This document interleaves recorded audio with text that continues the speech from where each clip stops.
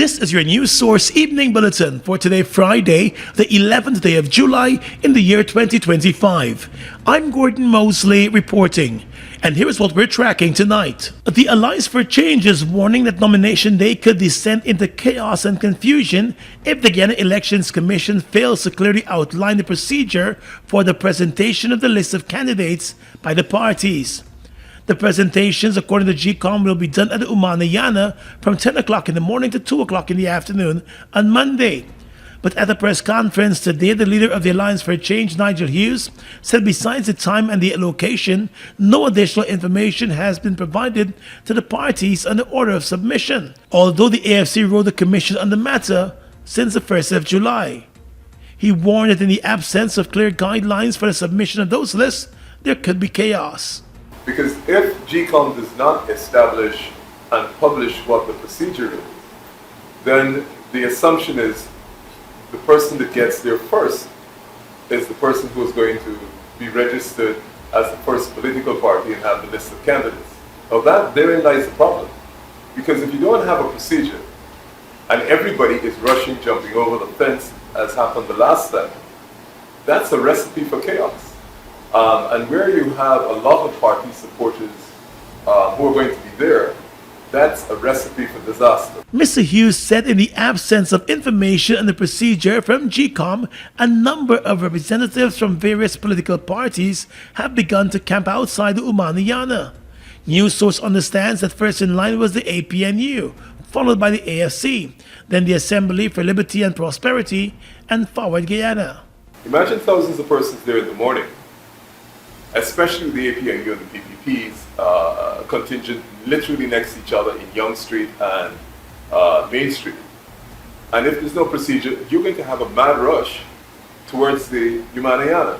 Now the police have barricades, but if you don't have the procedure and those barricades are breached, it's chaos. So I think GECOM owes this country, particularly the competitors in this election, the responsibility today to specifically publish what the procedure is. He said already representatives from the People's Progressive Party have showed up at the Guyana and have indicated that they were second in line, although the AFC has been there in advance.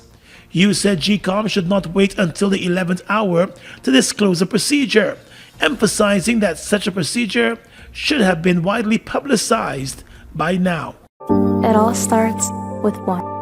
Maybe it's one look, you know the one, or one touch, even one word. It can start with one step, or one promise, one thrill, one first time, one deep breath, one leap of faith, one day to remember, or one night to forget. One moment, so many stories that make up one crazy, average, everyday, fabulous life. We get one life, just one. Make your move. It all starts with one.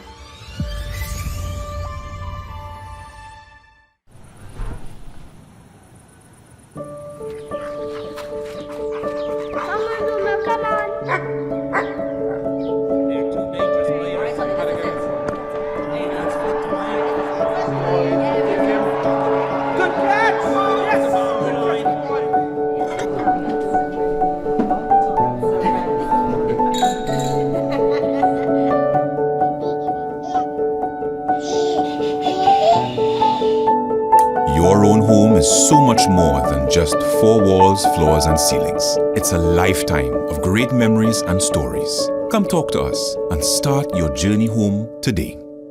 Republic Bank, we're the one for you.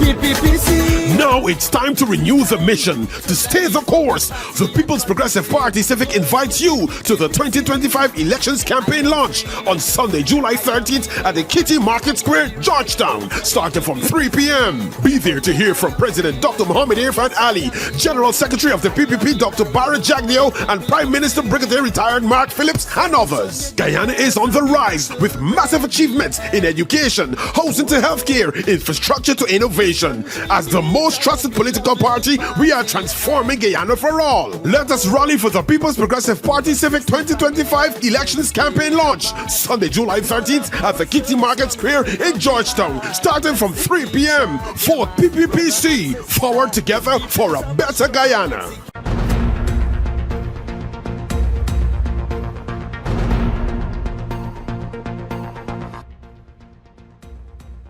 The General Secretary of the governing People's Progressive Party, Vice President Barrett Jagdeo, has hammered many of the plans and promises unveiled by a Partnership for National Unity at its campaign launch, which took place on Sunday.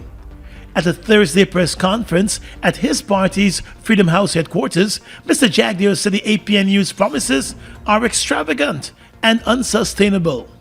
They are very extravagant on promises. They were extravagant on the promises in 2015. They were loud about it across the country and then did not do anything to implement them.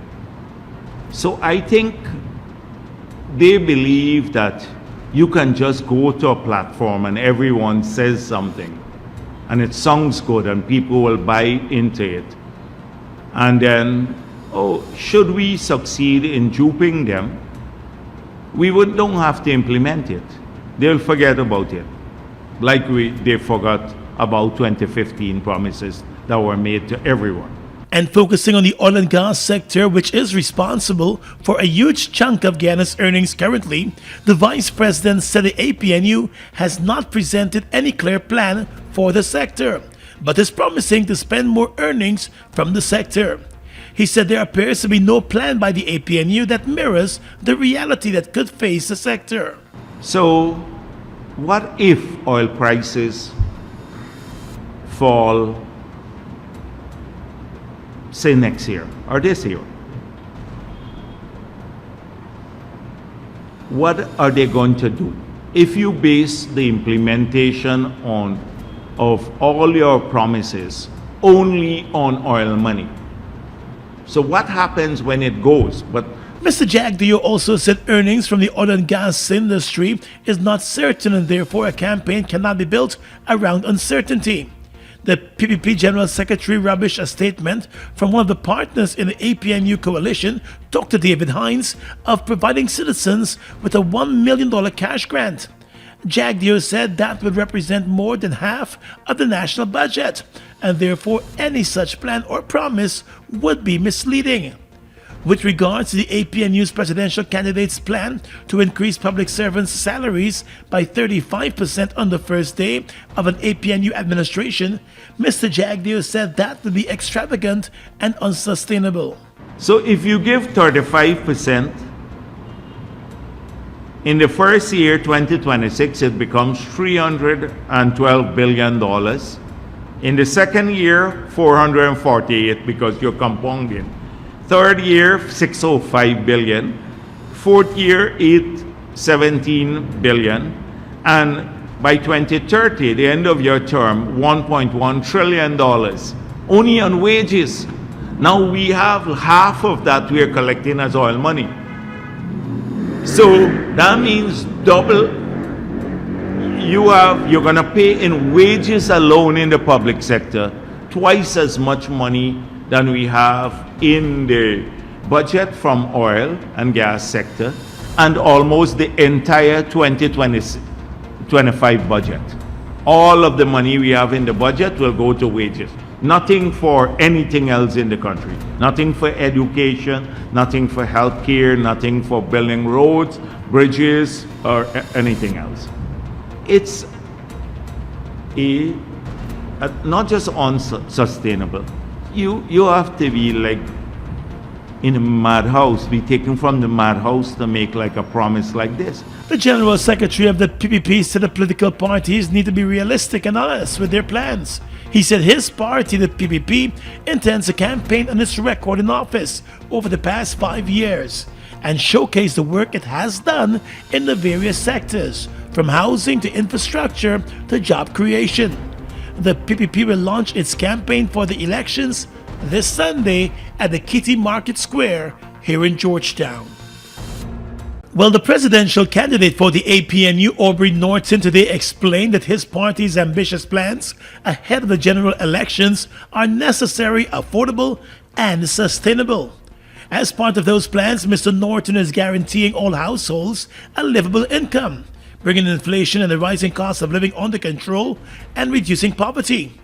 The governing PPP has dismissed his plans as unrealistic. But in defending those plans today, Mr. Norton stated that expenditures in raising personal and household incomes will amount to no more than 30% of the national budget in the first year, for a total sum of approximately $400 billion in new spending.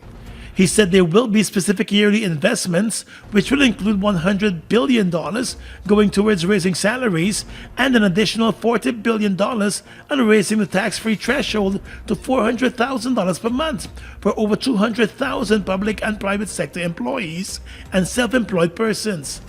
Additionally, Mr. Norton said there will be an additional $53 billion to increase old age pension from $41,000 to $100,000 per month for 74,000 pensioners, and $9 billion for the student stipend program for tertiary institutions, and a further $25 billion for child care allowance programs. The APNU coalition government will not shy away from investing in people. We see this as our moral and constitutional obligation to respond to their hopes and expectations and to guarantee their human rights. We will therefore eliminate the astounding and unacceptable contradiction in our midst, where, for instance, Guyana has a per capita GDP adjusting for prices on par with oil-rich United Arab Emirates, while our poverty levels range from 35 to 42%.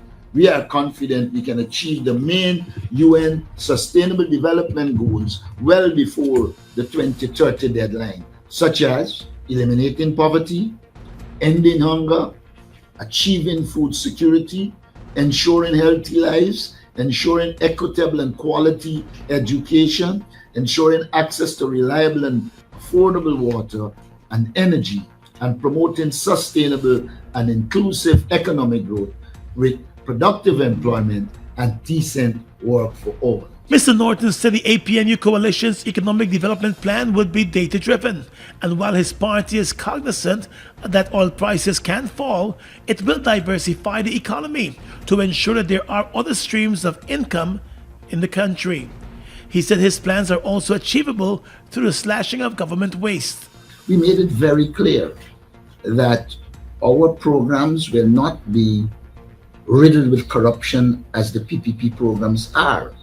When you look at the level of corruption, 40% of that money can go to the people. Of course, Jagdeo wouldn't want corruption reduced. The PPP thrives on corruption. In fact, it is interwoven into the fabric of their existence. But in our case, a government will be a prudent, well-managed government that ensures the reduction of corruption, which will result in more resources to be distributed to the Guyanese people. The APNU leader also stated that with the expansion of the country's oil sector in the coming years, there is even greater scope for more to be done for the people of Guyana.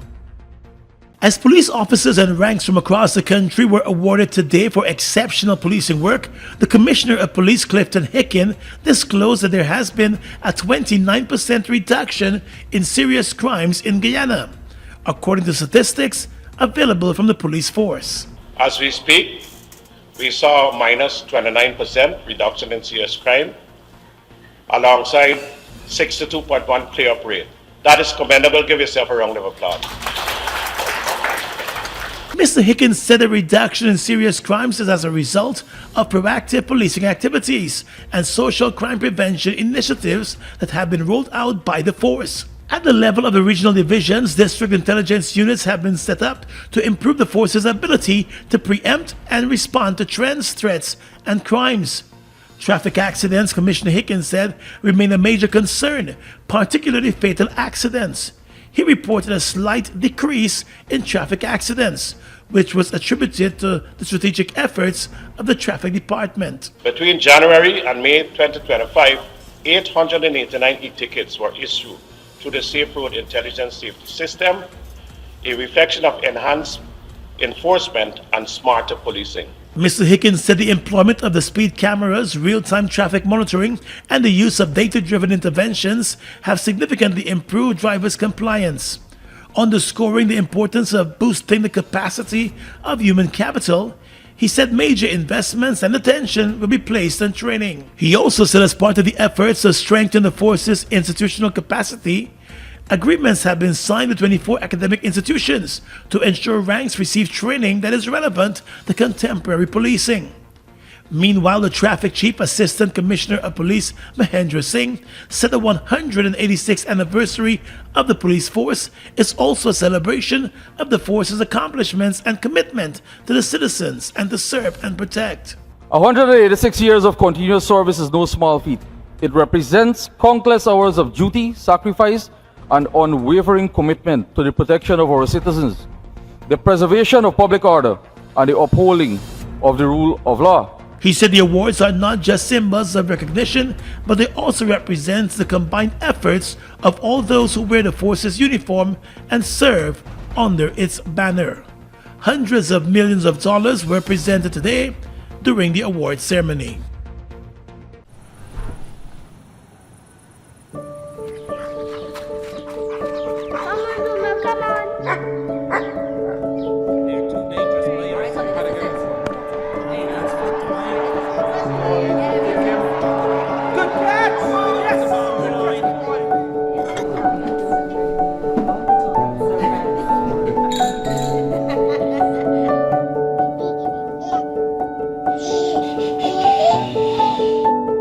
Your own home is so much more than just four walls, floors, and ceilings. It's a lifetime of great memories and stories. Come talk to us and start your journey home today. Republic Bank, we're the one for you. New York City, summer is about to get hot. Saturday, August 2nd, SR Hamilton LLC presents Gospel Infusion. Featuring Samuel Medas, Psycho, Eddie Neblett, Sean Daniels out of Trinidad, Christelle Brandt, Sherilyn Maloney, DJ Kesta D, Timothy Roberts, and many more at the South Jamaica Multi-Service Center, 11402 Guy R. Brewer Boulevard, Queens, New York. Gates open at 4 p.m., showtime 5 p.m. Get your super early bird tickets for only $50. General admission $70. Pay more at the gate, and limited VIP $100 all inclusive. Come and experience the outpouring of God's grace Saturday, August 2nd. For more information, visit Gospel Infusion on Facebook and Instagram.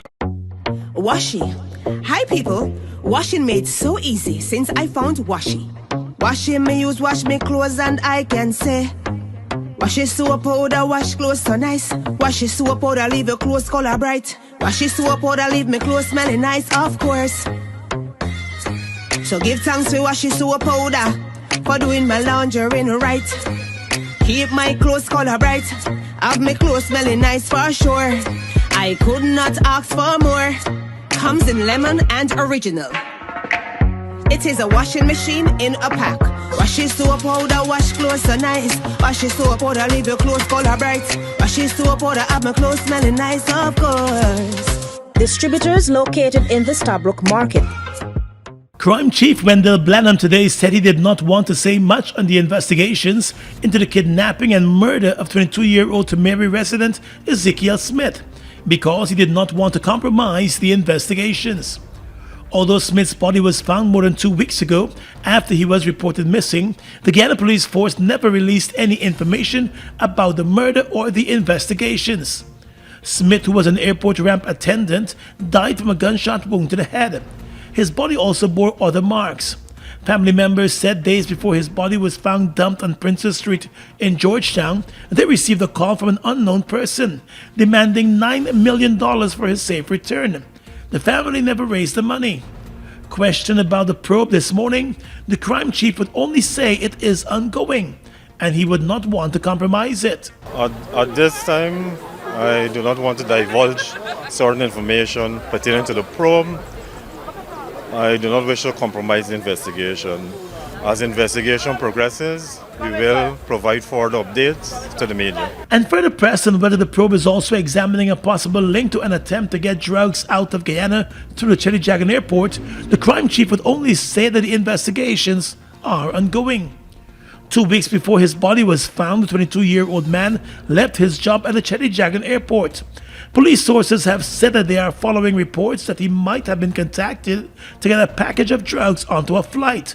But having failed to do so, he never returned the illegal item to its owners.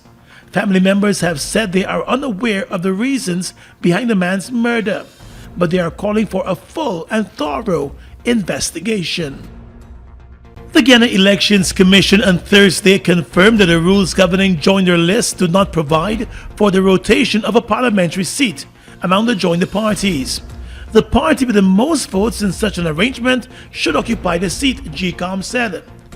GECOM was forced to address the issue after the leader of the new movement, Dr. Asher Kissoon, refused to give up the parliamentary seat to make way for a representative from a new and united Guyana to take up the seat in the last parliament. Mr. Lennox Schumann from the Liberty and Justice Party had made way for Dr. Kissoon. The three parties had joined their lists and merged their votes after the last elections. The release from the Elections Commission confirmed the misapplication of the rules governing the joiner list. It is the same information that was passed on to the Commission by its former legal officer, Kurt De Silva. According to GECOM, to calculate seat distribution among the parties involved in joiner of lists, the valid votes across for all the parties in the combination are added together. The Commission explained that before ascertaining the allocation of seats within the combination, a determination needs to be made whether the combination won seats in the National Assembly.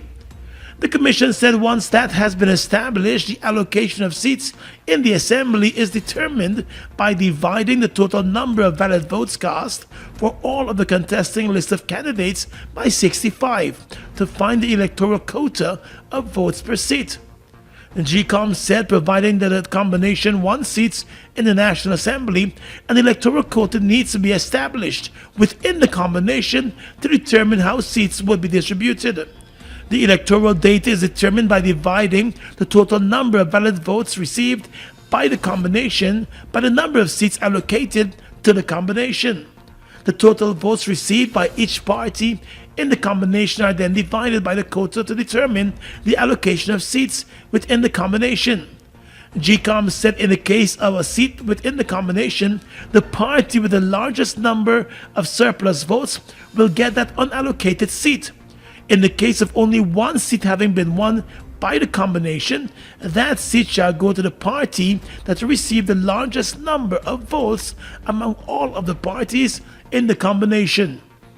In addition, GECOM explained that each party in the joiner retains its own representative and deputy representative for the purpose of extraction of candidates to become members of the National Assembly. On that basis, it explained that only the representative or deputy representative of the party allocated seats can do the extractions. The Ministry of Education has announced that it will be issuing refunds to students who paid to write up to 8 subjects at the Caribbean Secondary Education Exams, CSEC, this year. Back in April, President Irfan Ali announced that the government will from this year pay the Caribbean Examination Council fees for up to 8 subjects for all students sitting the examinations in both public and private schools. The exercise is expected to cost some $700 million.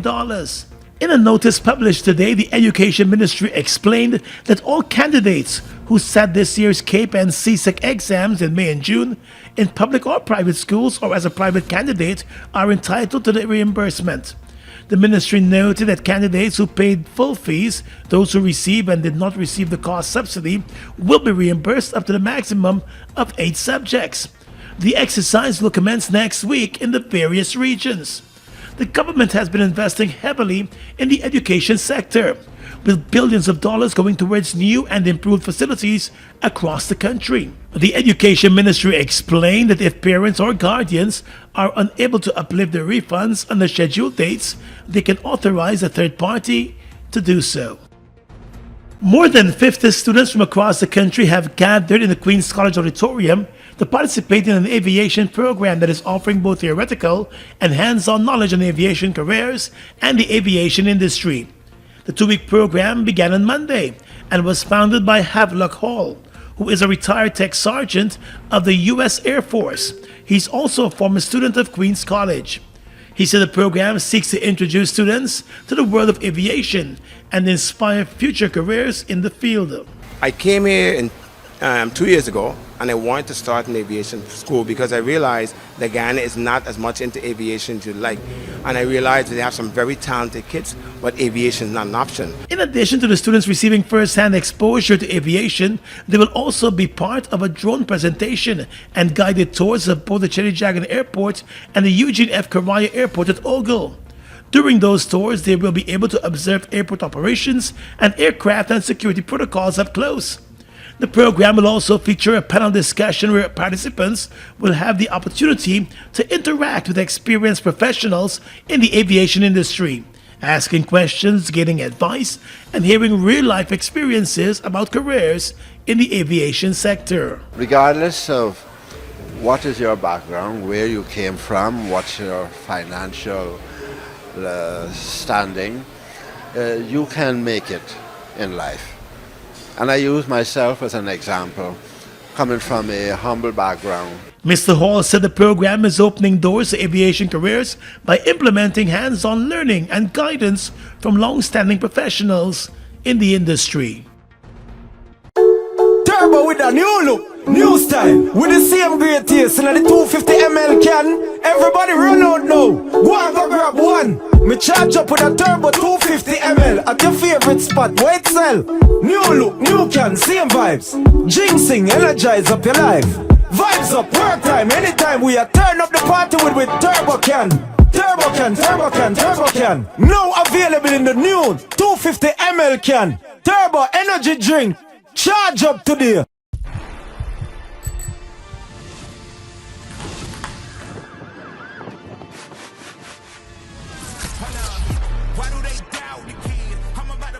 The Edge series comes alive this July in Guyana.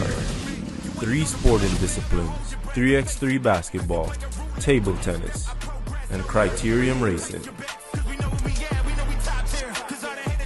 Teams from across regions compete for a total prize pool of over $2.5 million and the title of champion.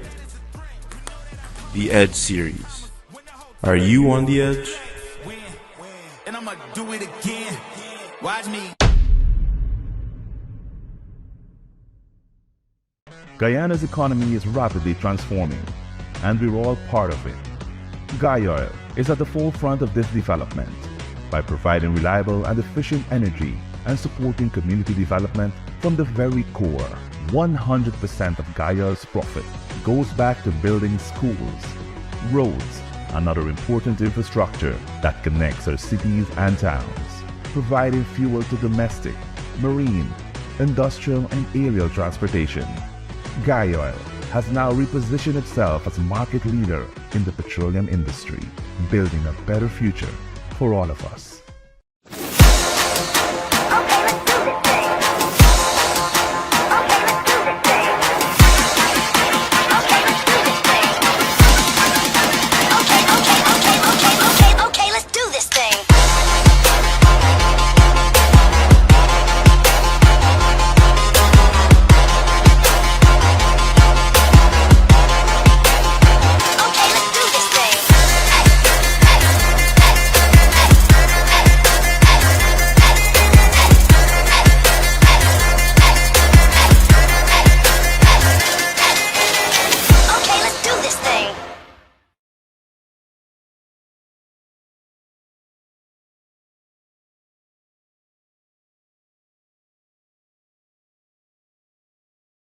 With your regional and international news tonight, I am Svetlana Marshall in the region.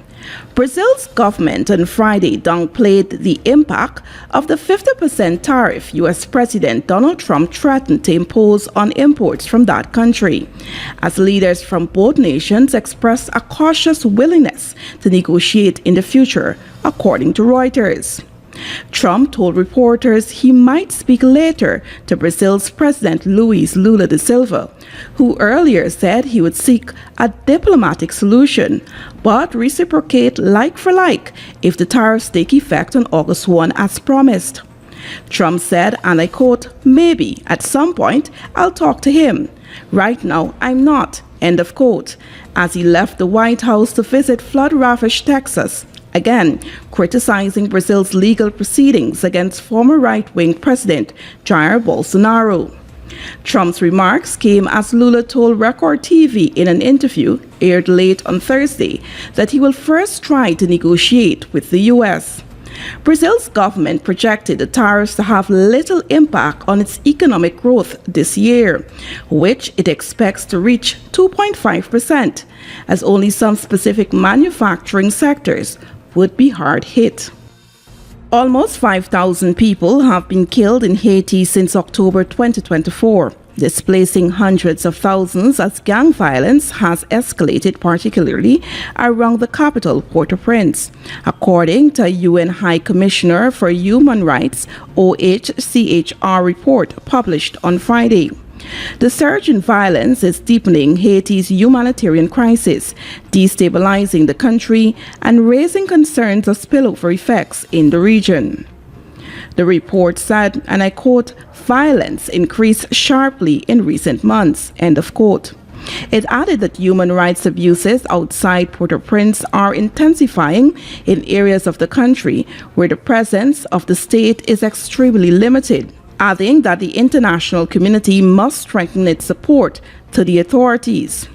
Between October 2024 and June 2025, 4,864 people have been killed in Haiti amid worsening gang violence nationwide. Port-au-Prince and surrounding areas account for more than 1,000 of the deaths. And finally tonight, international news. President Donald Trump arrived in Texas on Friday to survey the damage caused by flash flooding and to meet with local officials, first responders, and relatives of some 120 people killed in the July 4 disaster.